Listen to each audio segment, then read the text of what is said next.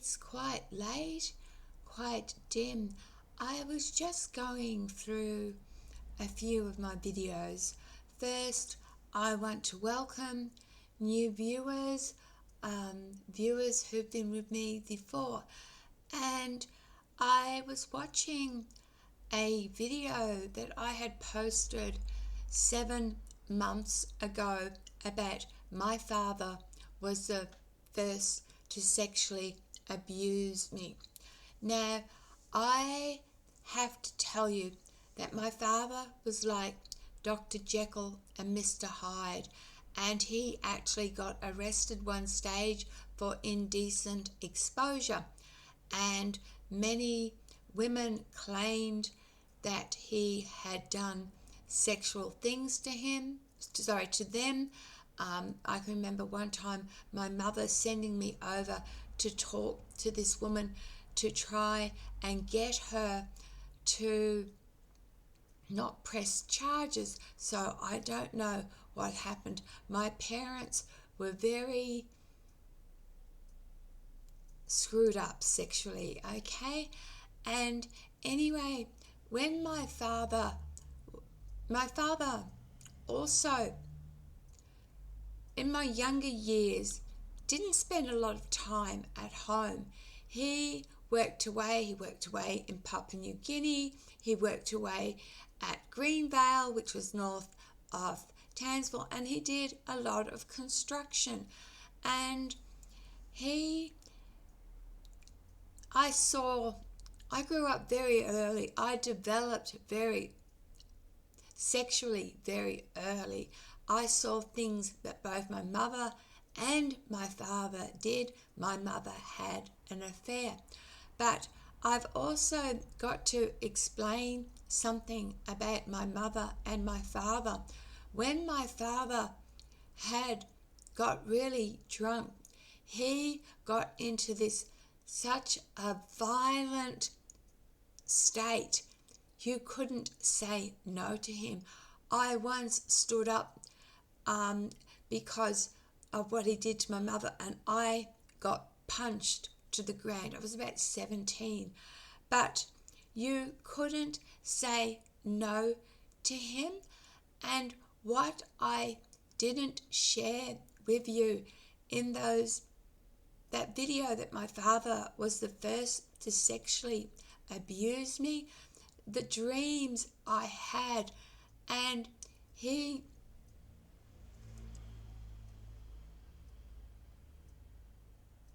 there were times that my mother was in the living room and he would take me into his bedroom and I would be penetrated from behind and I would scream in agony.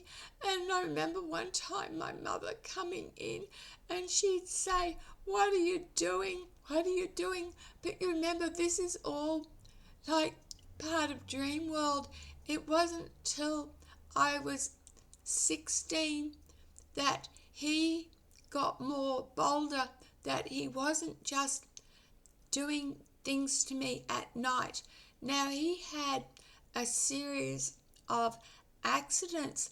The first accident happened when the electrification of the Queensland Railway came, and he happened to get his leg caught in the tunnel as the train came through, so he broke his leg. And then that forced him at home. And then a few years later, he was working at Tennyson Powerhouse, and they didn't know that he was up there cleaning, and they turned the steam vents on, burnt the same leg. He got massive compensation for it, but he stayed because of this leg injury. He was at home, and he, being a gambler, he would be bet on the horses and everything, and the amount of times we would come home from school and there'd be all this porn all over the table, and he would have his underwear below his genitals, and he'd be like playing with himself, and I'd have to get him to go to bed. But I also blame my mother, because when my father got into this really violent state, alcoholic, they would have these massive arguments, and my mother pushed me into my father to try and calm him down, and somehow I think that twisted him. And anyway, later I've said a lot of stuff in the first video, but there's a stuff that I haven't said, and the stuff that I haven't said, that when I was 16 I became a Christian, and when I was turned 16, from about 14 to 16, off and on I had a back plaster, so that stopped a lot of sexual abuse. But once the back plaster came off, the sexual abuse started again, and he got bolder, so it wasn't happening at night anymore. He would get really drunk, and he would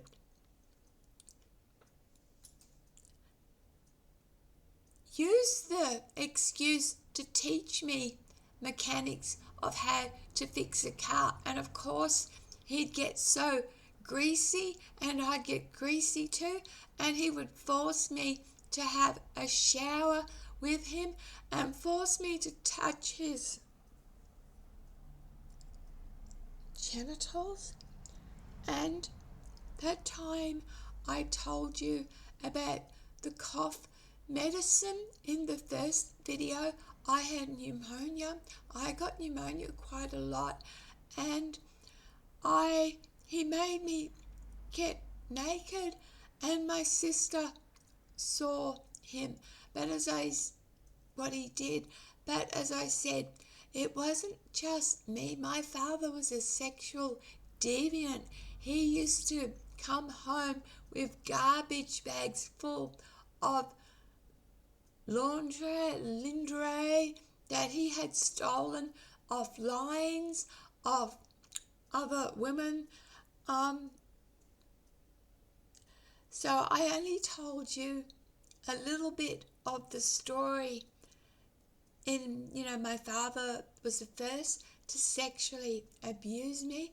I've been sexually abused a lot throughout my life.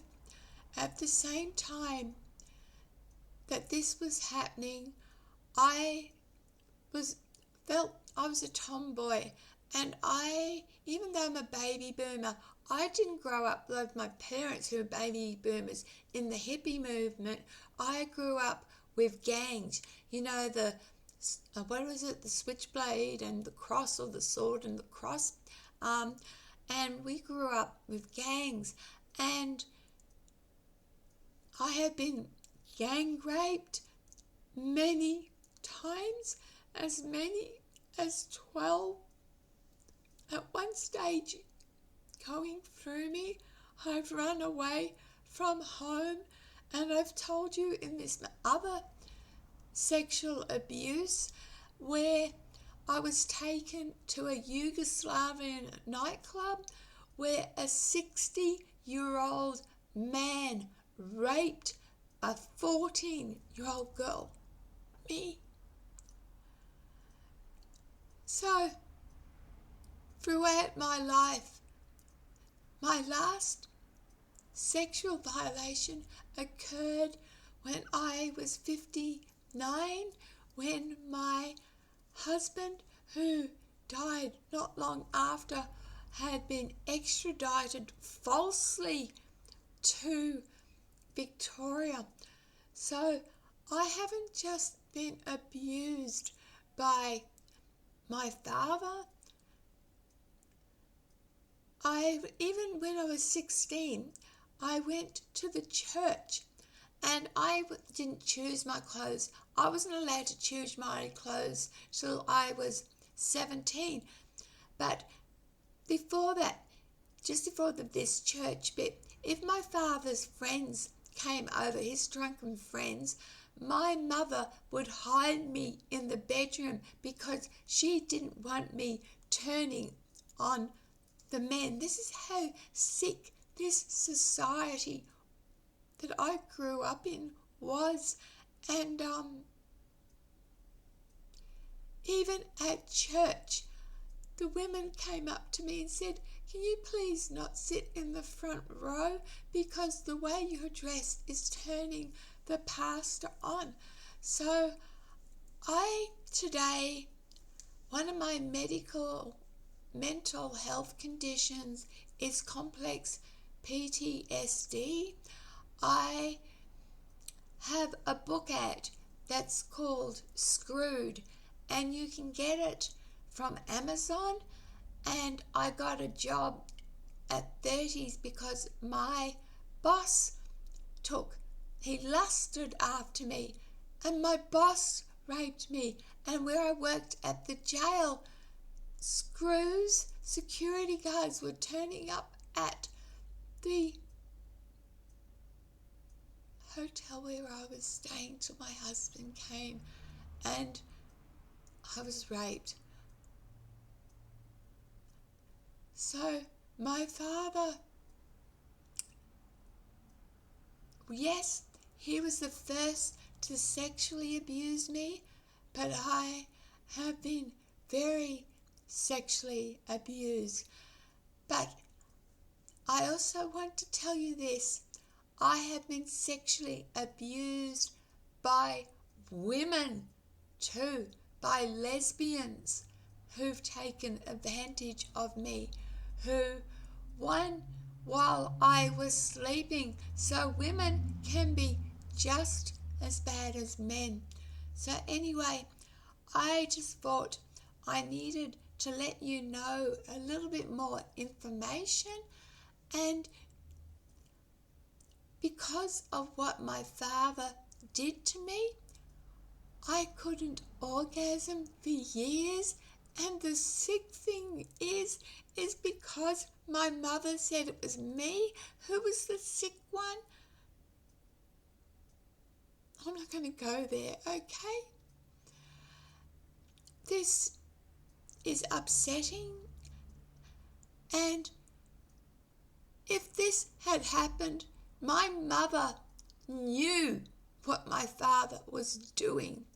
If this happened to my children, not only would I take my children away from that man, I would have him prosecuted. That's pure evil. And I've seen some things. So please,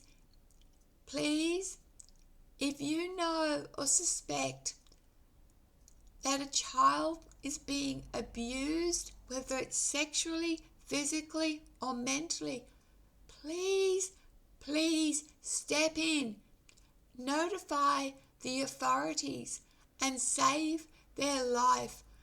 Save their life, because when that trauma is not dealt with, and I thought I dealt with it with counselling, but it's never fully healed, and I lost 17 years of my life to drug addiction, self-medicating, but thinking at the time I was just using to get high, but it wasn't. It was to change my reality, because my life has been one full of pain, and it still is painful. So please seek help for your pain, for your trauma. And please, if you know of a little one that is in danger, do something, because every life is precious and you have to cherish every moment. Remember, I love you. So thanks for watching part 2. I just felt I watched, as I said, part 1, and I thought, I haven't told you the complete story. And I still haven't told you the complete story, but I've let you in a little bit more to what happened to me by my father. And I think because my mother pushed me into his arms to pacify him, that his love got twisted. And I did try to prosecute him when I was 41 and I got disowned. Anyway, good night everyone. Thanks for watching. So this is part 2, okay? I love you, and please, I hope I haven't hurt you, but this has to be brought up in society. We have to address these issues. All right, good night. I'm going to bed. I'm very tired.